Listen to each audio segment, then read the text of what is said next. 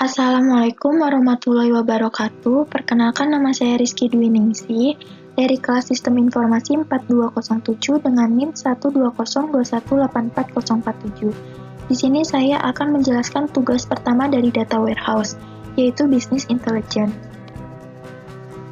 Sebelumnya, apa itu Business Intelligence? Business Intelligence itu disingkat dengan BI, yaitu seperangkat alat analisis berupa informasi bisnis yang digunakan untuk mengkonsolidasi, menganalisis, menyimpan, dan mengakses banyak data dalam konteks proses bisnis yang mengarah pada pembuatan keputusan, dan juga tindakan dengan tujuan peningkatan kinerja usaha atau bisnis.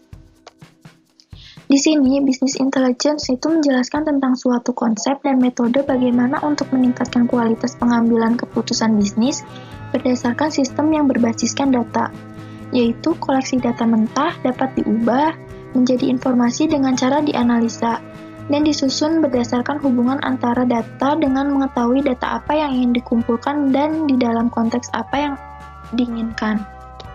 Di sini ada fungsi Business Intelligence itu sebagai sistem pendukung keputusan di mana sistem dan aplikasi ini mengubah data-data dalam organisasi, yaitu ada data operasional, data transaksional, atau data lainnya, yaitu ke dalam bentuk pengetahuan dengan tujuan secara umum, yaitu menyajikan berbagai informasi yang disesuaikan dengan kebutuhan setiap penggunanya. Ada juga nih manfaat-manfaat Business Intelligence. Menurut Turban, Rainer, dan Potter di tahun 2011, ada manfaat dan keuntungan yang diperoleh dengan penggunaan Business Intelligence di sebuah organisasi atau perusahaan. Antara lainnya yaitu yang pertama, meningkatkan nilai data dan informasi organisasi, yang kedua memudahkan pengukuran kinerja organisasi, yang ketiga meningkatkan nilai investasi teknologi informasi yang sudah ada, dan yang terakhir meningkatkan efisiensi biaya. Selanjutnya ada jenis-jenis Business Intelligence. Menurut Turban di tahun 2007, terdapat 5 Business Intelligence, yaitu yang pertama Enterprise Reporting. Itu bisa digunakan untuk menghasilkan laporan-laporan statis yang didistribusikan ke banyak orang. Yang kedua ada Cube Analysis.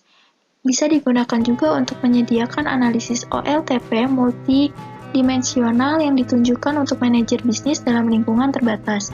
Yang ketiga ada ad hoc query and analysis, digunakan untuk memberikan akses kepada user agar dapat melakukan query pada database. Yang keempat ada statistical analysis dan data mining, itu digunakan untuk melakukan analisis prediksi, delivery report, and alert, digunakan secara proaktif untuk mengirimkan laporan secara lengkap. Nah, di dalam slide ini, saya mengambil skema OLTP, yaitu salah satunya Human Resource. Nah, kenapa saya mengambil Human Resource? Sebelumnya saya akan menjelaskan apa itu OLTP. OLTP itu Online Transactional Processing, yaitu sistem pemrosesan transaksi ini secara konstan terlibat dalam menangani pembaruan basis data operasional. OLTP ini menangani bisnis rutin perusahaan yang berkelanjutan. Di sini saya mengambil skema Human Resource, itu ada beberapa.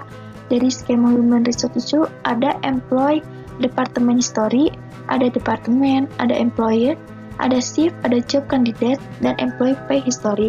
Di salah satunya saya akan mengambil di seleksi Job Candidate. Kenapa saya mengambil seleksi di Job Candidate? Jadi buat nyari karyawan baru, saya itu akan kan disuruh bikin Business Intelligence-nya untuk HR-nya itu saya bikin sistem otomatis. Kenapa saya bikin sistem otomatis untuk seleksi? Karena sistem otomatis seleksi untuk karyawan baru itu agar dapat mempermudah ke HRD-nya jadi parameter dari Business Intelligence-nya. Dari kita lihat CV karyawannya, ada atribut tertentunya atau tidak. Dari CV-nya lalu kita scan, jadi nanti akan ketahuan mana yang layak untuk lanjut dan mana yang tidak. Jadi kalau misalkan udah lolos, itu langsung masuk di tahap kewawancara. Jadi tidak usah menggunakan HRD manual lagi. Jadi sekian dari saya. Maaf bila ada kesalahan kata. Wassalamualaikum warahmatullahi wabarakatuh. Terima kasih.